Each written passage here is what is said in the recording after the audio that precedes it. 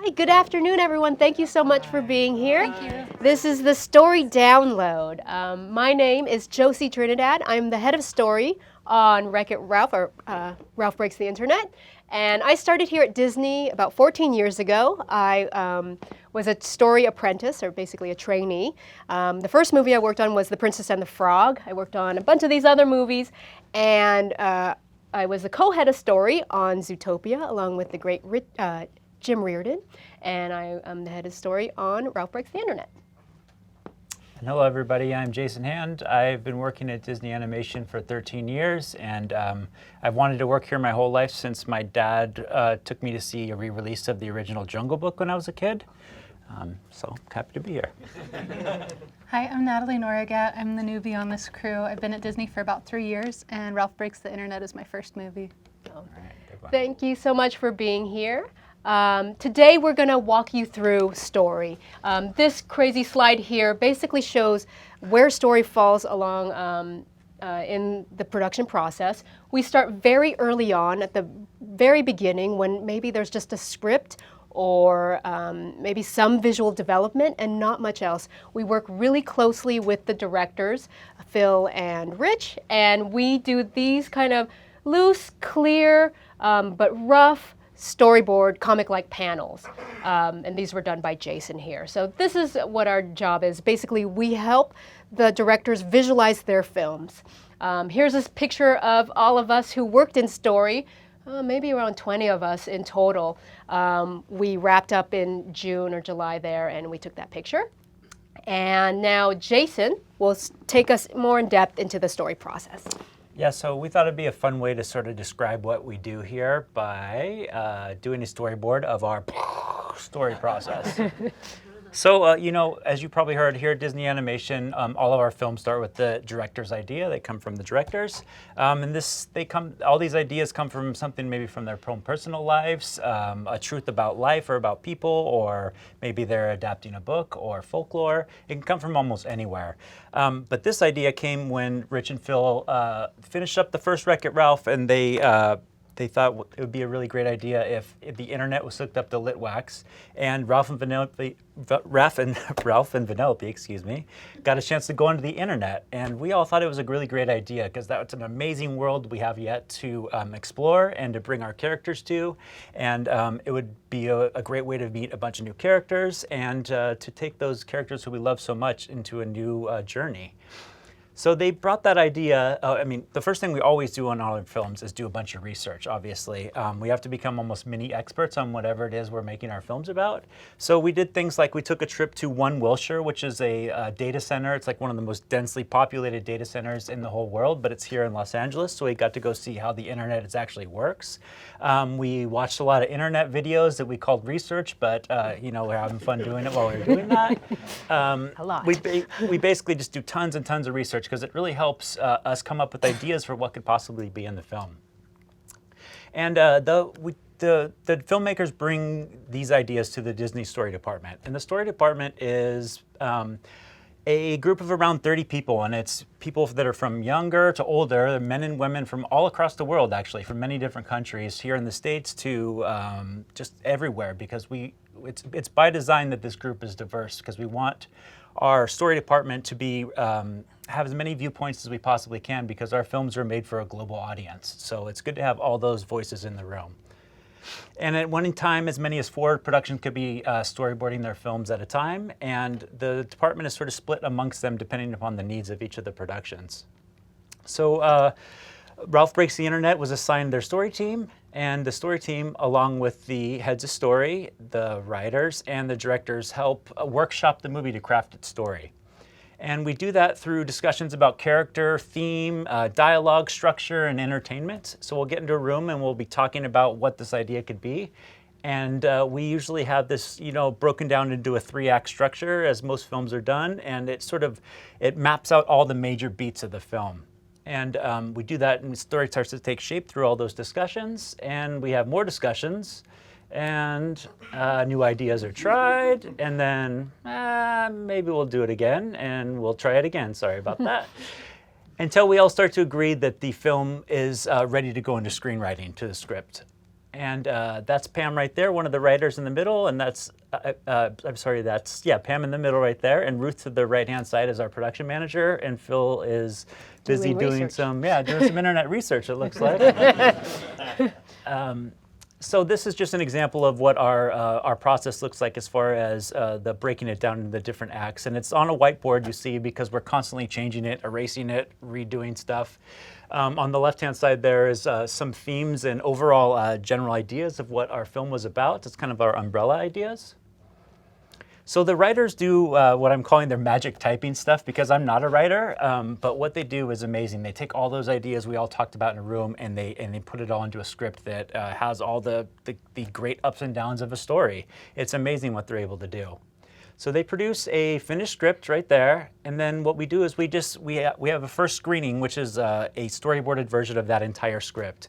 And all the while we know it's going to organically change and grow, but it's a starting point for what we start with. And the script is divided amongst the story team. That section right there went to me, and I get to take that back to my desk after the directors have sort of talked through whatever it is they want from the scene. And I'll sit at my desk and I'll read those pages a bunch of times, really understand what's going on. And I'm thinking about stuff like, what does the character want? What do they need? Maybe some gags I could possibly put in there. What's the best way to stage this idea so it's clear? And clarity is really important in storyboarding. That's what we're always trying to do. If the ideas aren't getting across, they don't do anybody any good. And entertainment. So it's obviously a lot to deal with at once. So how I usually do it is I do a bunch of thumbnail drawings that I explore ideas really quickly. They're meant just for me. They're really, really simple. Really, I can test ideas, try this without committing to spending a lot of time on it. It's a really good way to work. So that's me working at my desk and I'm doing my sequence. And another great thing about our Disney story department is we're all in one area together. So if I am having a question or if somebody else has a thought, hey, can you take a look at this? We all sit really close to each other so we can give each other ideas or give some thoughts or feedback. It's really helpful. So that's me working on my sequence, and we have this great program that allows us to sort of like organize our drawings, and you can see between the drawings that you're getting the acting of the characters, and that's how you kind of do storyboarding. You click through the drawings. And a few days later, after I'm finished all my work, I pitch. And what this looks like is all the directors, the writer, the heads of story, and the whole story team is in the room together to see the pitches. And it helps everybody understand what everybody else is doing, to know if there's anything that's changing possibly, and just to have an idea of the whole entire thing at once. It's a really great way to keep everybody informed. So our drawings are projected kind of like this, actually, up onto a big screen in the back of the room.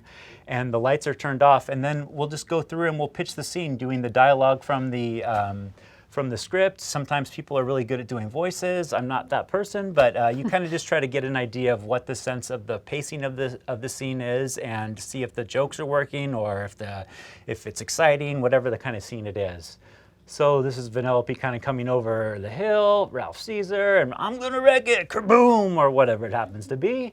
Ralph's like, hey, Vanellope, come on over here. And she comes around the corner and boom, comes to the finish. And the pitch is over and everybody claps. Thank you. Good job. Thank you. It's so amazing.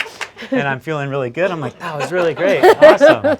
But unfortunately, usually what happens is immediately people jump in. Oh, what if you did this? This would be really funny. That was great, but what about this? It's very much a time to sort of beat up the scene, see what could be better. Just always trying to make it the best that it could be. So what I'll do is I'll take all those things back to my desk. I'll write all the notes that the directors wanted. What's the things that we decided to add or change? And I'll do it again. I'll do the sequence again. And to be honest, this can happen a few times. Depends upon if it's working right or not. But from that point, once we get it working in the storyboard form in the room, we'll send it to Editorial. And what Editorial does is they take our drawings and they time them with a voice track, a scratch recording, sound effects, temporary soundtrack, and you get a real good feel of what the sequence is. It kind of plays like a movie in drawing form. Here are some pictures I took in Editorial, in our Ralph Editorial room. Phil and Pam, Pam's the other writer, do great scratch voices for Ralph and Vanellope. So we would watch sequences in the Editorial room, and then the way that Rich and Phil like to work is they very much like to work in the cutting room. So Phil will do some rewrites, and then we'll record, and I'll do some drawings. So here's Phil doing some scratch for Ralph. No, that's right. I gotta ask it as a question. Will you? What is it again? Will you tell me what to do? That's right, I gotta ask it as a question. Will you tell me what to do? And you can see at the bottom there is my Cintiq, and I'm doing drawings and sending them to the editor. He'll cut my drawings in live and then also cut Phil's new lines in. And then we'll see the sequence again and go, okay, that's working better. And so this is how we spend a lot of our Saturdays and Sundays here. So here we have a next clip where Rich is doing the voice of Felix, and we all just had fun. So I started to record this little scene. Okay. You're letting other people's opinions define you. You've got a hole in your soul, man. If you think another person's gonna fill it, you're nuts. You gotta get good with you. You gotta get good with you. You gotta be able to look in that mirror, and you've gotta be able to say, hey you, I like you. You're a beautiful man. You dig what I'm saying, Ralph?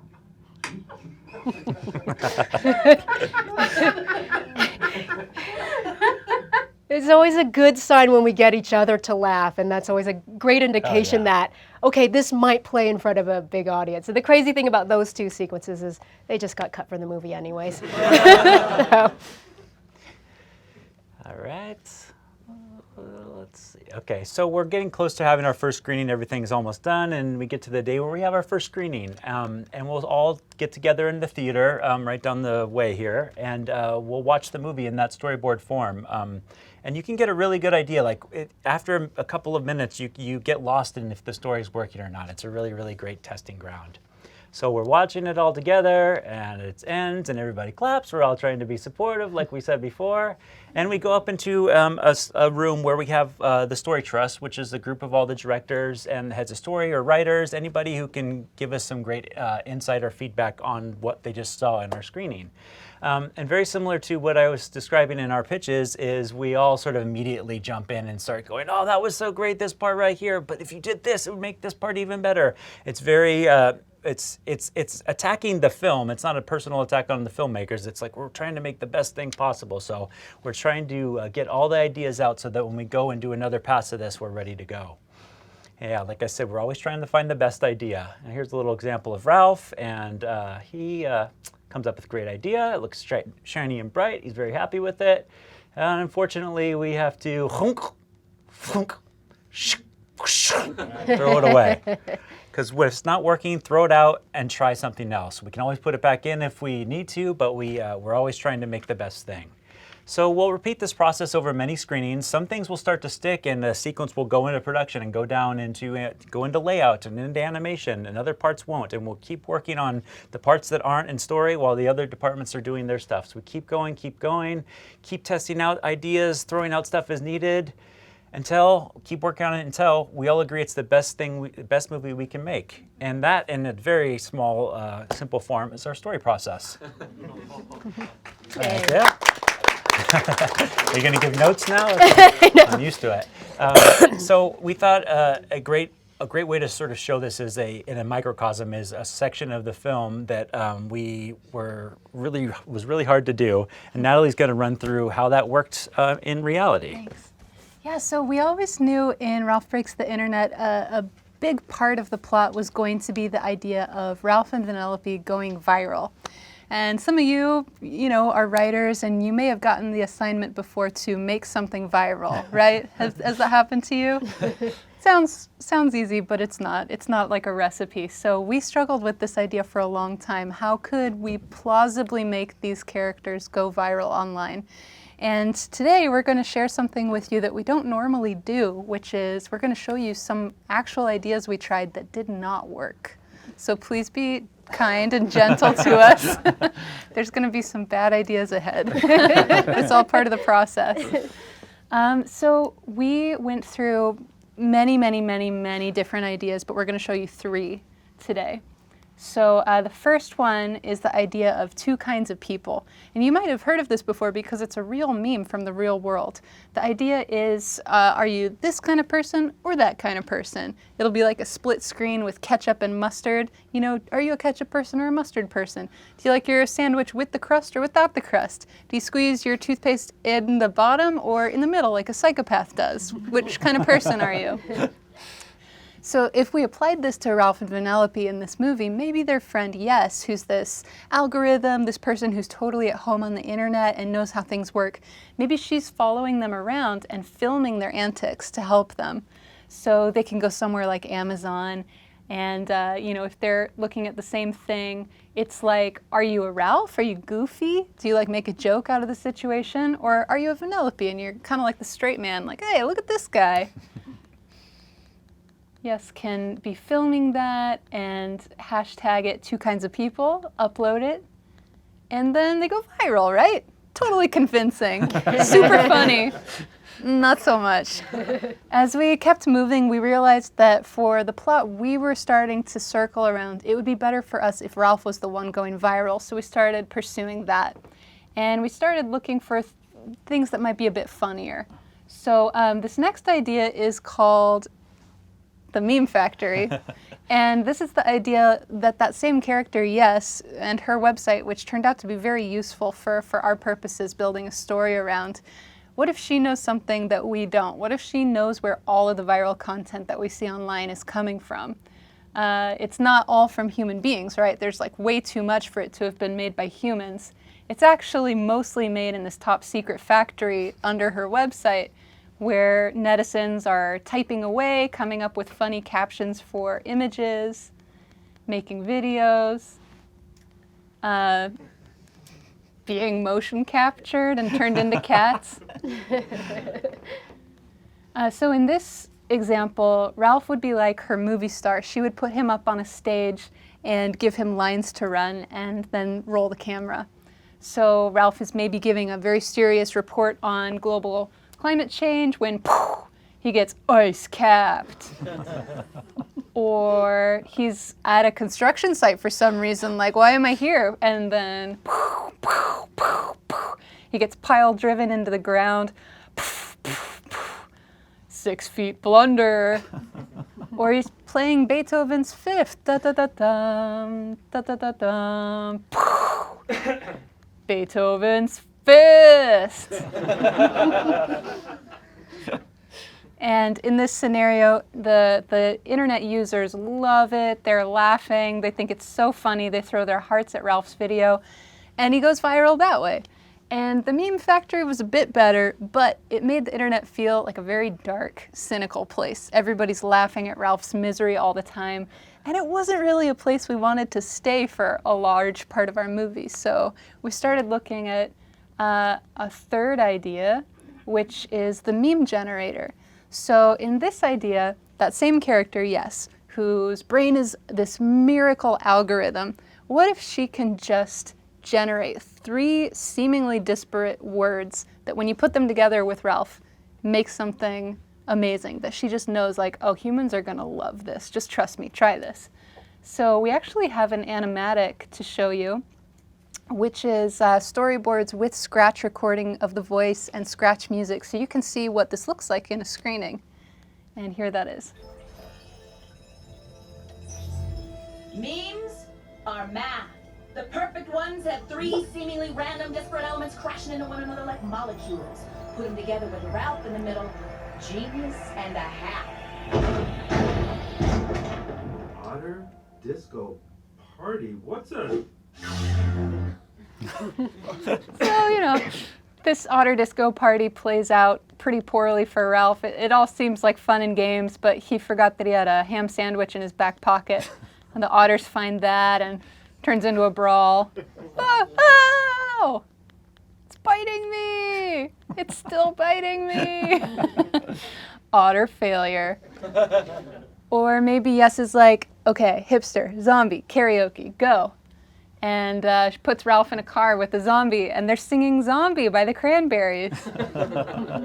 And the zombie's head falls off into Ralph's lap. Who's driving the car?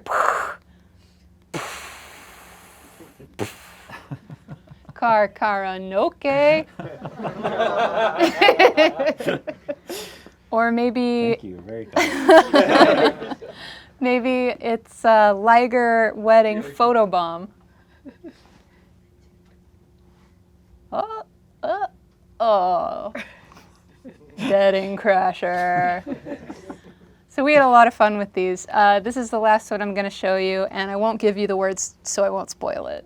Hey guys, Ralph here with another unboxing.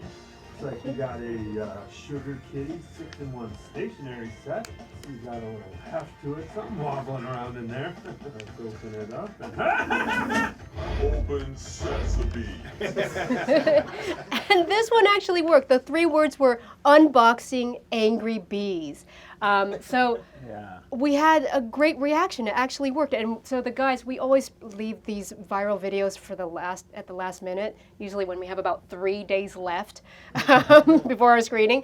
So we got the story crew together into the story room and we said, why is this one funny? What about it is making it work? And it was because it was familiar. It was like a YouTube genre, these unboxing videos. So Rich and Phil asked us, what are other popular videos on YouTube that we can kind of work off of? And so they asked the story crew, they were like, okay, what are some other things that we can have? Screaming Goats was one we came up with. Makeup tutorials. Or Perfect. Bob Ross, painting demos or Video game walkthroughs, the cooking demos, yeah. And so the story artists got together in the story room upstairs and we started to rough out this drawing. Yeah, so we'll do drawings like this just to pitch ideas to the director, that says, what if you cut Ralph's head out and put it on a goat and have him doing the sort of screaming goat thing? Or what if you do, Ralph actually as Bob Ross doing a painting, like everybody needs a friend, Or cooking demo, he's like, oh, here, I made burnt pie, and his hair is on fire too. So these are the we'll just do them really quickly in the room just to sort of present ideas to the director, and hopefully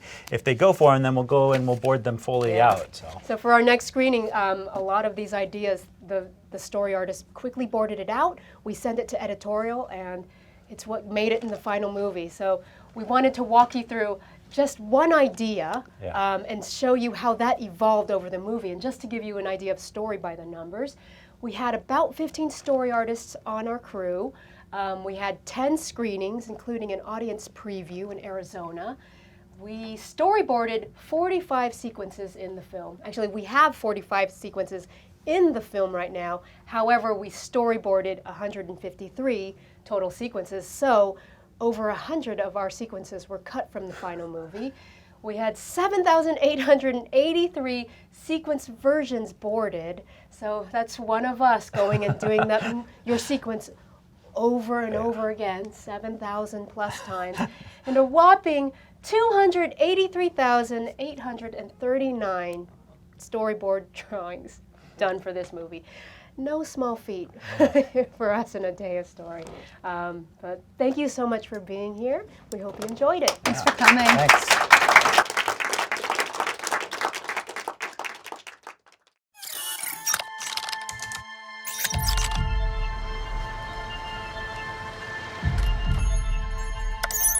All right, let's get you plugged in. Whiffy, or is it wifey? Why don't we just go in? And we are online.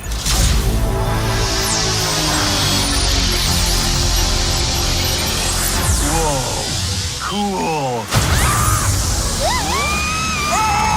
Ralph, isn't this great? We are going to the internet! Super excited. Just one minor thing. What is the internet? Oh, holy cow. Look at all this stuff.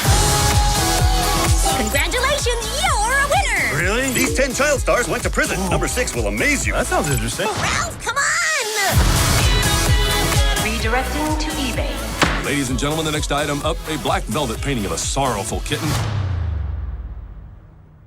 It's like it's looking into my soul. Yeah, that one's really gonna haunt me for a while. Whoa, games. Pancake. Milkshake. Out of my way, kids. Pancake. Milkshake. Milkshake. I'm starting to understand why people like this game. Very zen. Milkshake. Hey, look what I found! More pancakes! Let's speed it up. Pancake, pancake, pancake, pancake, pancake, pancake, pancake, pancake. Eat, little buddy. Eat. Ralph, you might want to try feeding the kitty for a little while. No, the kitty gets the milkshake. The bunny gets the pancake.